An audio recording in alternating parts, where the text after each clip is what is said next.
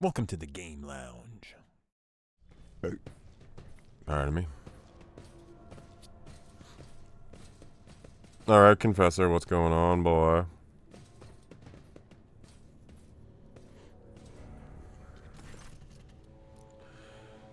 Kibellah extends a finger topped with a metal claw toward Confessor Adalbert. The divination has revealed that you stand beside the enemy Nemesite. Speak only the truth before the Domin and the Undying One. Adalbert meets Kibellah's words calmly with almost majestic resignation. A defender of the people and a tyrant's minion are two faithful servants of opposing ideas, two souls that have rejected everything false for the sake of duty. I now truly see that your collision with him was inevitable. Adalbert shifts his gaze to you and lets out a mournful sigh. I was warned about your visit, Aubrey, as well as its purpose. Who alerted you? My son, the protector of those whose blood you feed upon, whose hard work has paid for your content life on the upper decks of this ship. I demand an explanation. Your pet tormentor who extols death is right. I know Nemesite, and I assist him. Just like him, I am your enemy, Aubrey. Adalbert raises his voice, and in the soft tenor you hear notes of accusation as deep as rolling thunder. And I am also the enemy of your cruel regime, where life is dirt under the enforcer's feet, where a man has nothing to eat, writhes in fear, and knows no hope. Sourbat clutches her fists until her knuckles crack. That'd be good. You treasonous impostor, to think that I listened to your sermons and was anointed by your hand. You will choke on your words along with the teeth I am about to knock out. Adalbert dignifies her with neither a word nor a glance.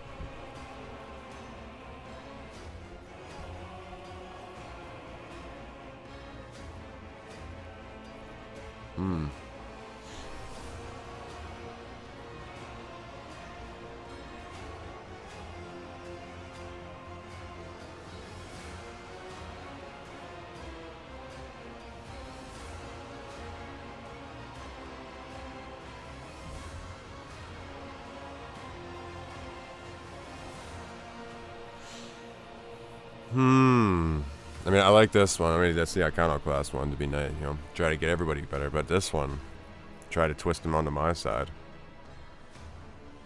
But no, he's pretty on there, so maybe I should try to convince him there. Tortured doubt lingers on the confessor's face for a moment before being superseded by his former conviction. Even if your intentions are pure, you are too tainted, poisoned. No, the matter is clear. You or us, peace and coexistence are impossible. Do you serve Nemesite, or do you command him? I follow him as he once followed me. Nemesite is my son, if not by blood, then in spirit. I took him in as a willful child, and I fostered the best in him, a passion for justice, the indomitable flame of a fighter, unyielding determination. I have been preparing him for years.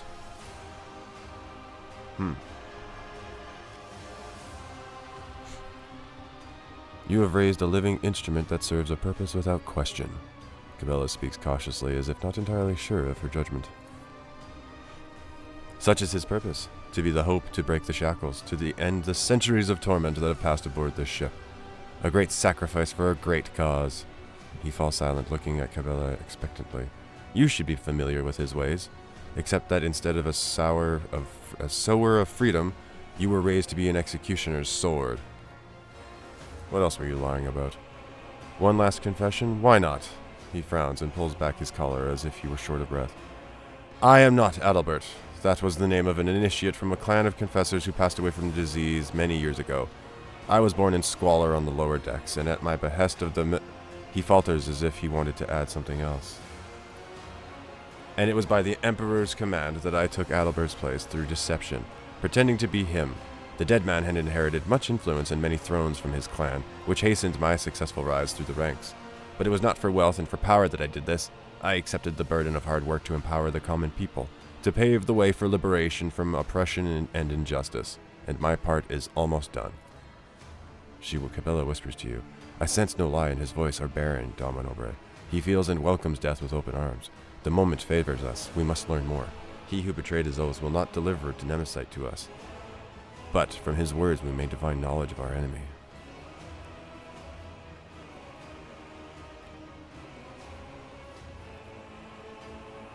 So he's just a man? Excellent, harder to kill. The words of a tyrant inebriated with power and impunity. He smiles bitterly. Nemesite is an idea, and you have the arrogance to believe you can kill an idea made flesh. It is better this way, so keep underestimating him. Your liberation is rooted in betrayal and bloodshed. This is war, Aubrey. The war for our liberation, and we are willing to die and to kill for it. Because our enemy is brutal and deaf to our pleas. You have deserved it. He resolutely places his hand over his heart. Sarabak reacts to this gesture with due suspicion, sharply gripping her weapon, preparing to eliminate any threat to you. Well, how did it go unnoticed? You were not there for those years of pestilence. Confessors attended every deck and died in multitudes. New ministers were recruited in every port, at every station. Their names and faces blurred together, and we recognized our kin only by their robes. No one knew who Adalbert's true face survived. No one who knew Adalbert's true face survived that time. The Emperor saved me from being exposed. Are you hoping he will save you now? No, we decided otherwise. I am not worth him risking his life, so do not expect to capture him through me. My son has no attachments, for they would only make him weak. He will gladly sacrifice himself for his dream of liberty and equality, and I must do the same. I only grieve that, thanks to your efforts, I cannot be near my son and ease his burden. Attachment makes us weak, Kibellah's whisper is barely audible, and you see her face grow more dismal still. You made a weapon out of him just as he made a weapon out of you. Any last words? The shackles will fall, and there will be nothing left of your tyranny, nor of you. Adalbert speaks without hatred. His even voice is that of a martyr on his way to glory. Arrest him. Yeah, because if we kill him, that might make him a martyr. And that's not what we want. You seem to have mistaken my humility in the face of death for submission, Adalbert smiles weakly. It is not for you to decide my fate. I will make the choice myself. My thief. I will surrender my life in the fight for our future. I will die, but I will take you with me. He clicks his fingers, and initiates who have been standing humbly around turn in your direction, their white robes opening to reveal a variety of weapons. For Nemesite brothers and sisters, for freedom! Oh boy. Lord Captain, this is an ambush. They have been waiting for us. Sarabak's shout hits your ears, drowning out hurried footsteps and the clanking of gun plasteel. He has a grenade! Protect the Lord Captain! Oh shit. Your arrogance will be your downfall. You cannot stop Okay. the angels faithful! Oh, he's got a flamer. Why is it?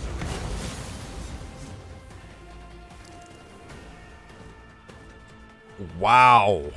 That's a whole wow. Holy. Okay. Okay. On it.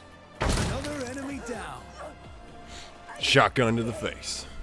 Everything.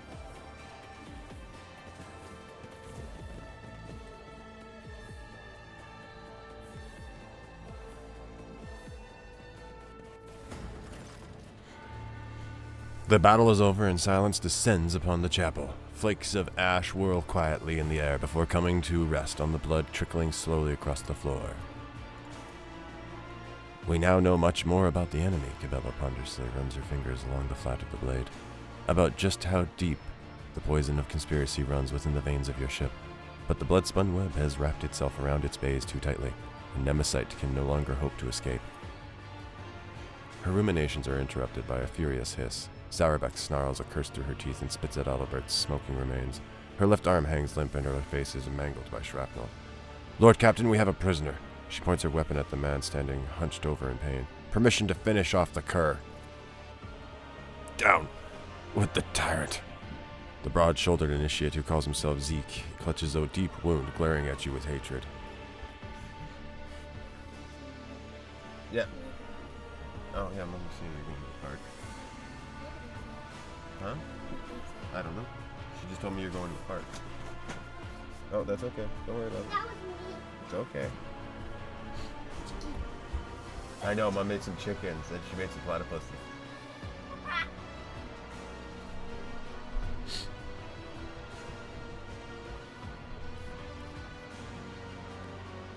I have questions. I doubt you'll like the answers. Are there any other officers? Officers, ha! There's no one else among them who is pure. They only care about power and gorging themselves on the scraps that you throw them, or else they would have long since turned against you. Zeke can barely finish the sentence before he's beset by a torrent of gurgling coughs. Where's the hideout? Even the confessor didn't know where it is. He was afraid of spies, or giving his son's secrets away under torture. You see, you can't get to our champion. Why are you serving him? Zeke flashes you a bloody grin. He promised us freedom! How many more of you are there? The confessor said every compartment has people who fight for our cause. They promised to take me into the circle of our most devoted believers. Then I would know. But even then, I would tell you nothing, not even under torture. I've learned all that I need.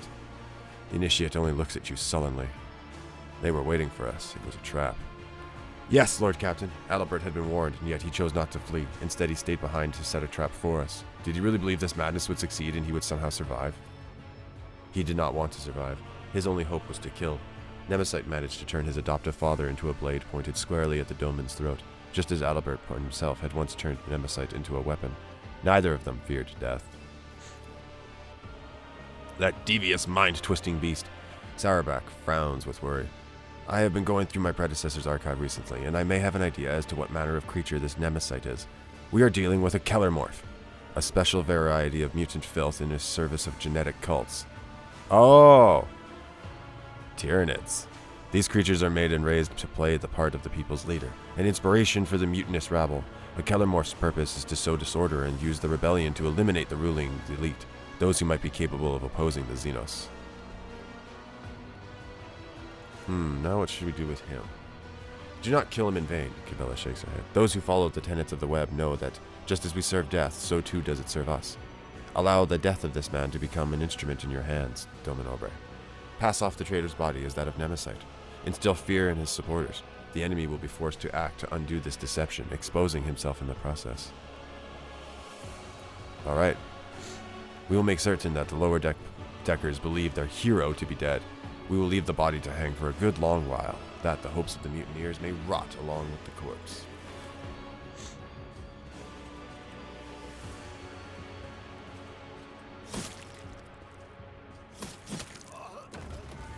Two solid hits. That is one traitor dealt with, Lord Captain, but how many more have been poisoned by the false confessor's heresy? A new spiritual shepherd must be appointed quickly to banish any mutinous thoughts sown by the traitor from the minds of the crew and to strengthen their faith and obedience. Without the ship's confessor, the rabble will begin to whisper that the Emperor has forsaken us, and such doubts will only play into the rebels' hands.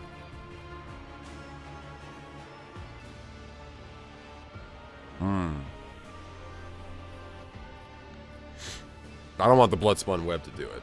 That's just gonna have... that's gonna be dark. However...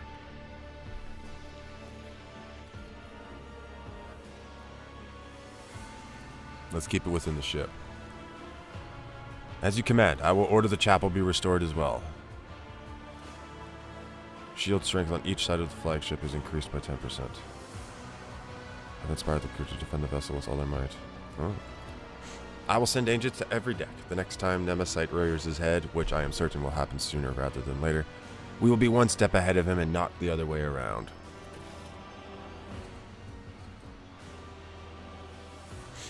Sauerback staggers away, and your gaze turns to the motionless Kibellah, staring at her own reflection within a pool of blood. Is something wrong?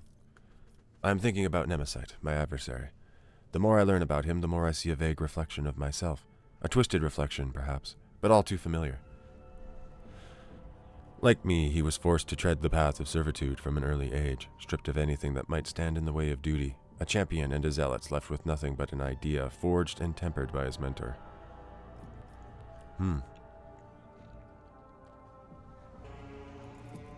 You're different, though. This is true. Like a puppeteer, he pulls at the threads of other people's destinies, tangling and severing them. When I cut these threads, it is only as the Undying One commands, with timely precision. I must stop Nemesite so that I must save your subjects from premature death. She looks away, but then turns back to you, as if remembering something. Doman, our conversation is not yet over. Please, stay with me for a few moments. There is something I want to ask. Oh my. She makes a ritual gesture, but you notice her fingers tremble. Doman, you need to know what happened, you and no one else. During the divination that revealed Adalbert's betrayal to me, my trance was interrupted. Instead of converging on a single point, my thoughts were thrown off the intended path, and I lost my thread. She looks up at you with distress in her eyes. What distracted me were thoughts of you. Oh.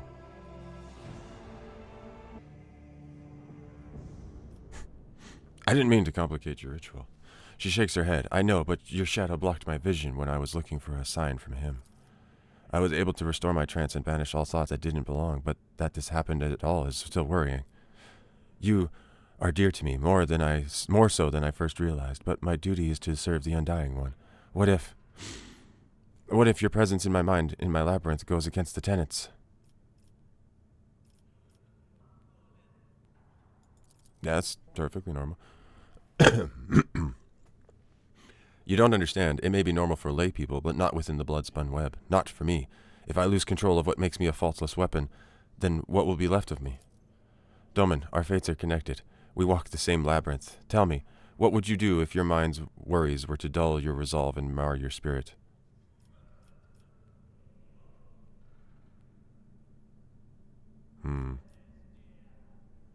I would continue doing my duty. Though somewhat uncertainly. Of course, it would be strange to expect you to say otherwise, Domin. Kibellah gives you a look of painful doubt and tenderness. Enough, let us go back. Before she turns to leave, her fingers wrap around your hand and squeeze it passionately. Ooh. We're getting feisty.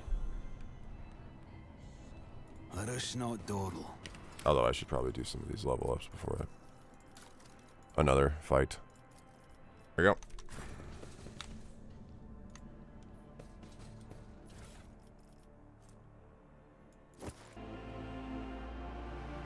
Reciting a prayer for the Emperor of Mankind.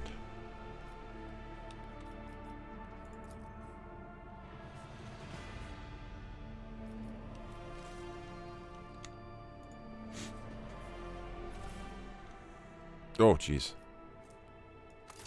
Yeah, we don't need that. That one there. No. No. No. Oh, a rock saw.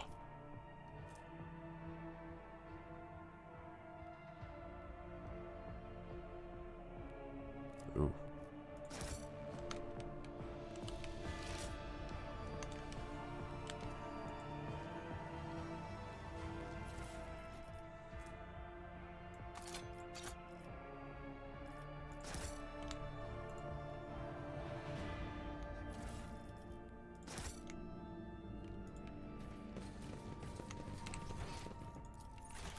Oh yeah, this guy. God, if I hadn't looked there, he might have just been hidden there the whole game. If the target of the aware's ranged attack fails a toughness resistance test.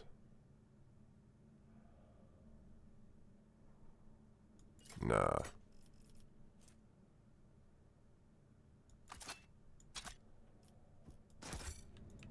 I always have a backup plan.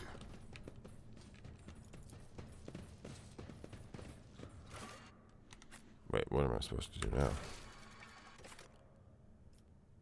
Once the report is complete, the Lord Captain has plan action. Oh, okay. So, now we're back. Okay.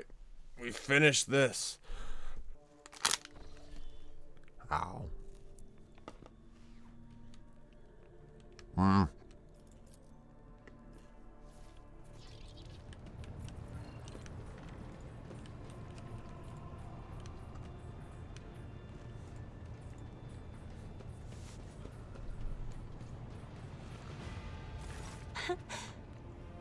Words cannot describe how boring the bridge is without our... I have enjoyed your...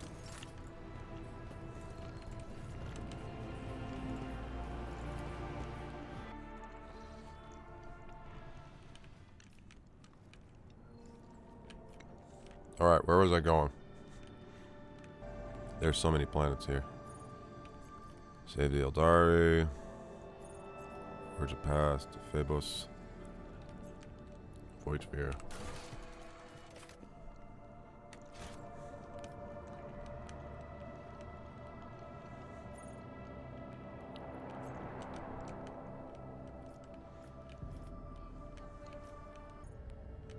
Alright. Let's get to Odonathus. Let's try to get... Oh, God. Lord Captain, Lady Orselio was asking where she could find you. I sent her to your study. You can expect her there shortly. Oh, here we go. Ah.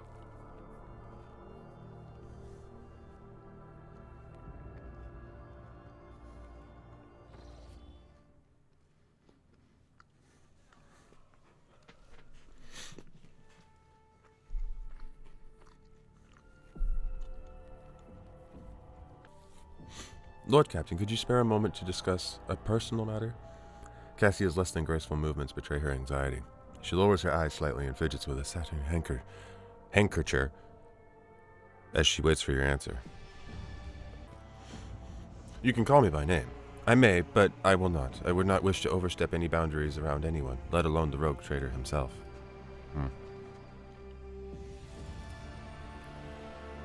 I am rather embarrassed to ask you about something like this, but last I was here I noticed a curious tome on the shelves of your personal library, a rather heavy-looking volume bound in worn gilded cover with the symbol of Adeptus Ministorum on it. Martyrdom of Saint Visteria, I believe it was. Cassia waves her hand in the direction of the shelves, and the satin handkerchief slips out of her fingers. Oh! Oh, my lord.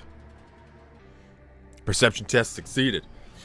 Cassia takes a quiet breath of frustration, but it does not escape your notice that her ruby eyes are intently observing your reaction. Oh!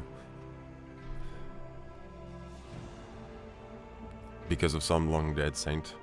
Ignore the handkerchief. I see why. Certainly you are welcome to peruse. Let's do it. Full tilt.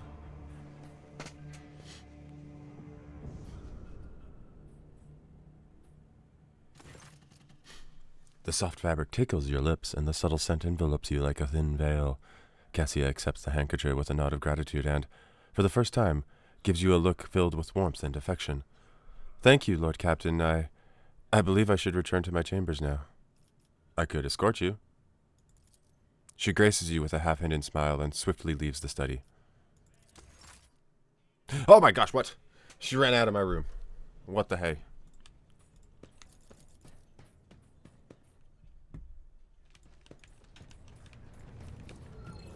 Alright. Well, that wasn't a long stop, so that'll be good.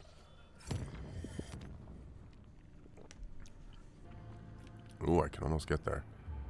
This is dangerous. Where's this? Mundus. Oh, that's where Dargon is. Oh, it's in Mundus. Oh, okay. Space combat awaits in the systems. I don't want to do that. I have a feeling. Or Java. Oh. Okay. Lord Captain, urgent to report. We have received an astropathic message from Regent Oranto Orselio. The navigators are concerned about the fate of Cassia, who disappeared from Urak 5. The Regent is requesting an update on her current status, and he has also inquired about the possibility of a personal meeting to negotiate and to arrange the return of the Lady Navigator to her house. Hell no. The psycho-emotional coding of the received message betrays acute concern, but it also contains something that the astropaths have failed to put into words. If you'll excuse my forthrightness, I feel it is necessary to tell House Orselio the truth. Otherwise, a conflict with the Navis Nobilite is possible, which, given the current state of the Coronis Expanse, will only play into the hands of the enemies of the Imperium. How did they even learn? I wish I knew, Lord Captain. It is troubling indeed. Perhaps we have a spy on board, or Regent Oranto is bluffing. In either case, I believe we should respond. Navigators are extremely powerful and useful allies to have. Was he the regent of them again? Oh, he's the regent of the house. I'll see to it, Lord Captain. The astropaths will transmit your consent. Representatives of House Orselio will be waiting for you on the capital world of Dargonis. Receiving members of the Navis Nobilite is always a delicate matter. Please make sure to discuss the details of this meeting with your Chancellor upon arrival. Lord Captain, your plan was a success. Our provocation against Nemesite and the killing of the traitor Adalbert has brought out all the rest of them.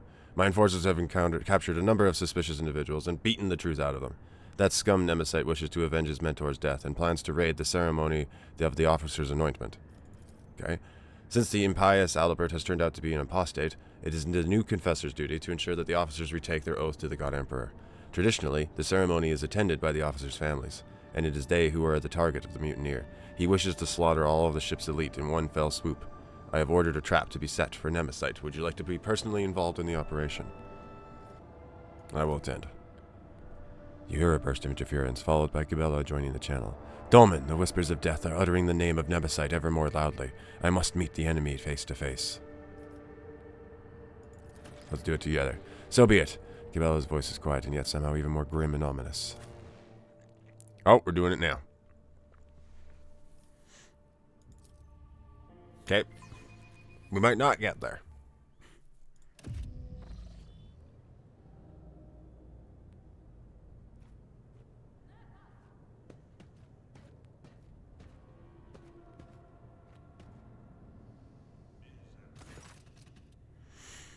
The rows of disguised enforcers are listening to the confessor's words in silence. All around you are Sarabak's chosen people, each dressed as a member of the officers' families. Close by, a kindly-looking old woman is fumbling with a starched handkerchief. Catching your eye, she smiles with a mouth that is missing half its teeth, then whispered, "Everything is going as planned, your lordship." Is that Oh, no, that's Kibellah. Who the is that then? Oh, might that be the vizier? The facade is holding, with everyone playing their role perfectly. The master-at-arms must have instructed them thoroughly and shown them how best to conceal their weapons. All of them are wearing their best, and even you cannot tell where they are hiding their armaments. And who might you be? Belinda Trofgold, Lord Captain, transferred from the enforcers within the rank of senior lieutenant to the staff of your lordship's quarters on account of my age and declining health. But, as you can see, there's no such thing as a former enforcer. A friendly smile stretches across her bloodless lips. Amuse me. Oh, the stories I could tell. I remember in the early days of my time in service, someone started poisoning the food in the kitchen. We couldn't catch the vermin, so I came up with an idea to get into a vat. I came up with an idea to get into a vat of protein porridge and catch them unawares. I was a small and skinny little thing, so I climbed into the vat and sat there up to my neck in porridge. I waited a long time before someone lifted the lid. It wasn't one of the kitchen servants, but a man twice my size carrying a bag of foul-smelling stuff. And that was it. I grabbed him by the shoulders and dunked him into the porridge. I held the brute down until he passed out. The master-at-arms back then, he lauded my ingenuity and commended me for apprehending the poisoner, but he also took the cost of the porridge out of my wages. What a delightful tale. Another. I'm afraid we don't have time, Lord Captain. We must be vigilant. The treacherous scum is about to reveal himself. The ceremony comes to an end. The vows are given, and the forehead of every officer is graced with the touch of the confessor. Now comes the moment for closing prayer. And may the God Emperor protect us. A loud and menacing voice booms through the hall, cutting short the sacred words. But not today!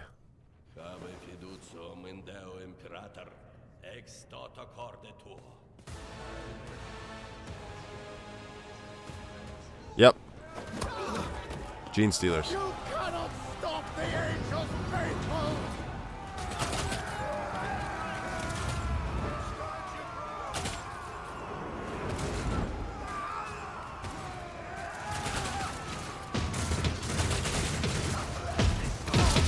Defensive positions! Do not let a single one break through! You will beg for mercy, but I will grant none. I will take you down. Oh boy. Okay, so this side's clear. Calamor's up there. Oh boy. Yeah, he a big boy. So we probably want to try and hold. The enemies of the Emperor. He's so big. How do you not hit that? Why I was chosen. As Just the end Emperor it. comes to Gravity,